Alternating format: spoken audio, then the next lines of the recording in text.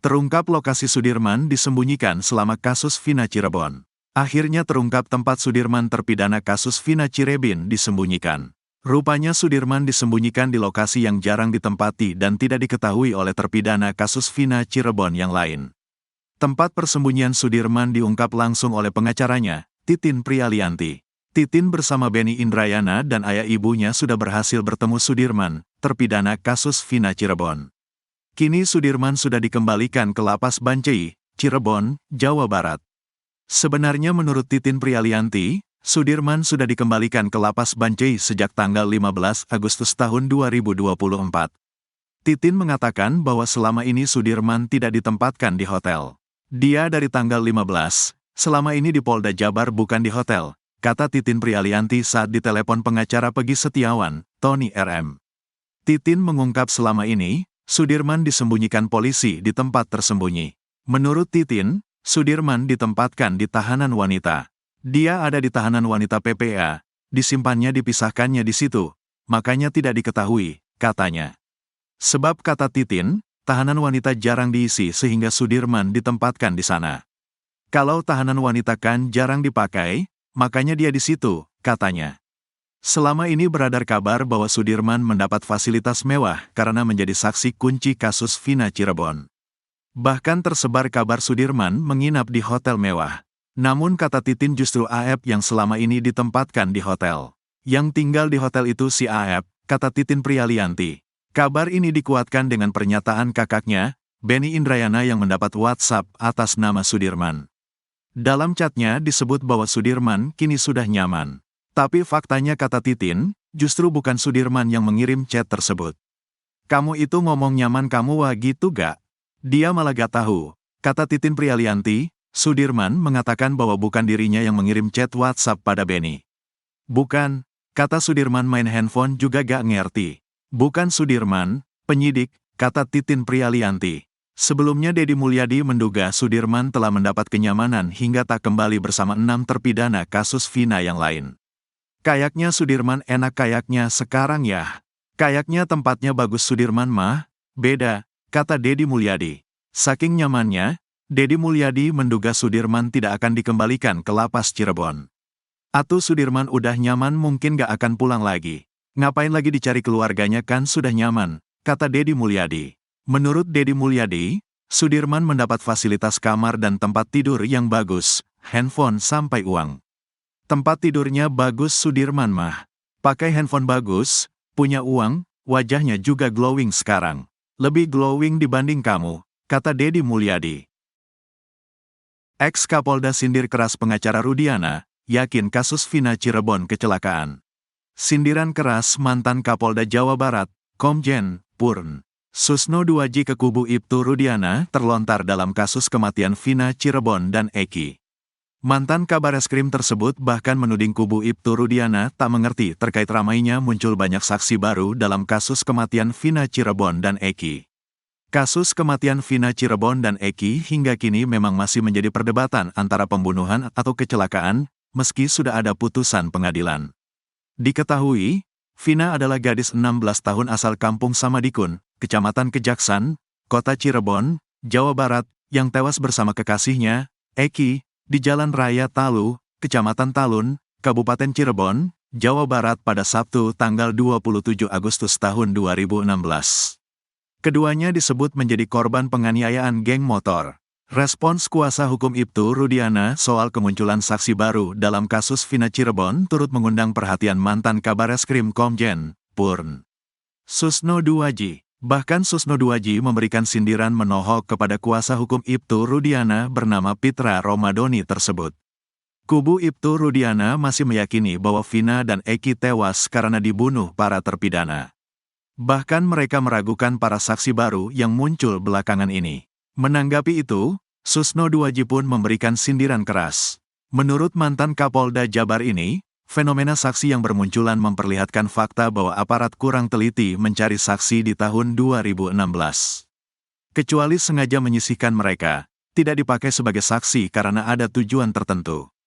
Tapi semoga karena abai saja aparat itu, kurang teliti, jelas Susno dikutip dari YouTube Susno Duaji Channel, Senin.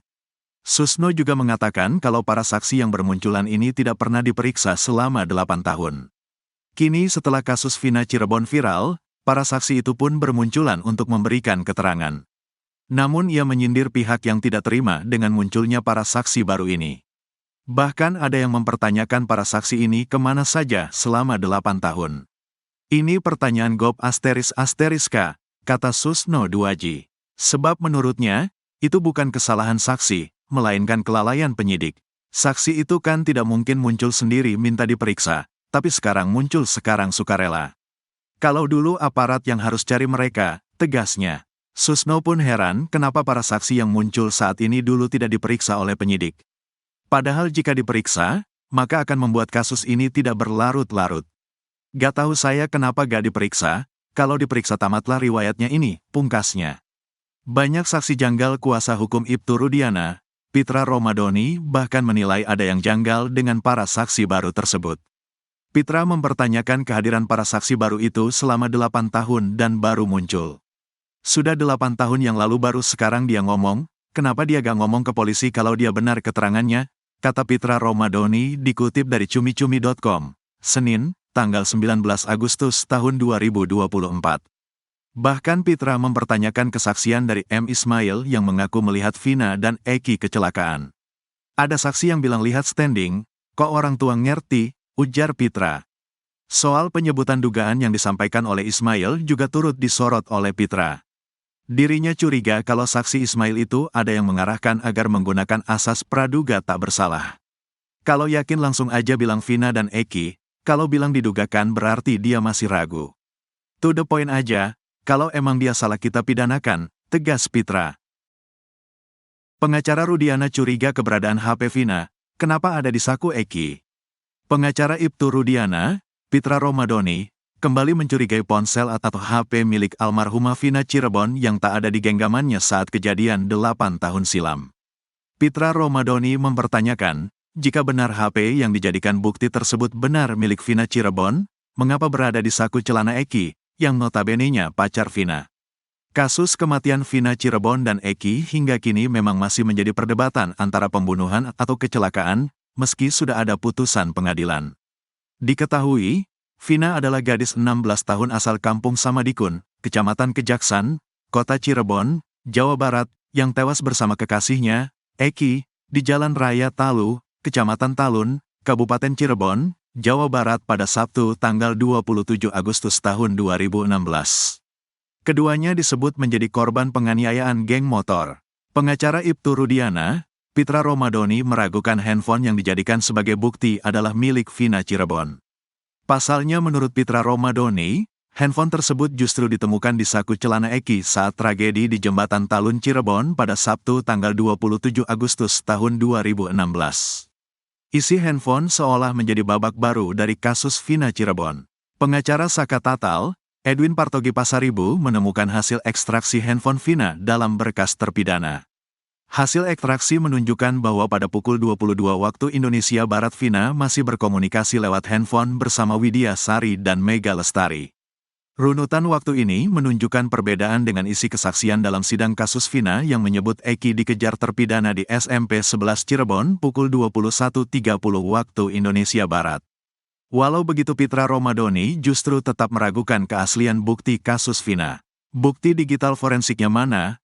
Handphone Vinanya berapa? Yang di WA itu apa kepada siapa dari siapa? Percakapan itu tentang apa? Harus jelas. Kalau cuma bilang wawa, yang goib aja bisa wah, kata Pitra Romadoni. Walau tak percaya itu handphone Vina, namun Pitra Romadoni justru mempertanyakan kunci dari handphone tersebut.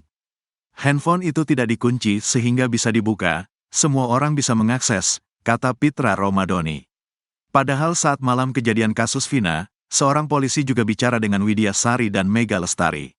Berarti gak ada kuncinya BBM, kalau di lock itu kan hanya Vina yang tahu, berarti semua orang bisa buka itu, kata Pitra Romadoni. Selain itu Pitra Romadoni pengacara Ibtu Rudiana curiga karena handphone itu ditemukan di saku celana Eki.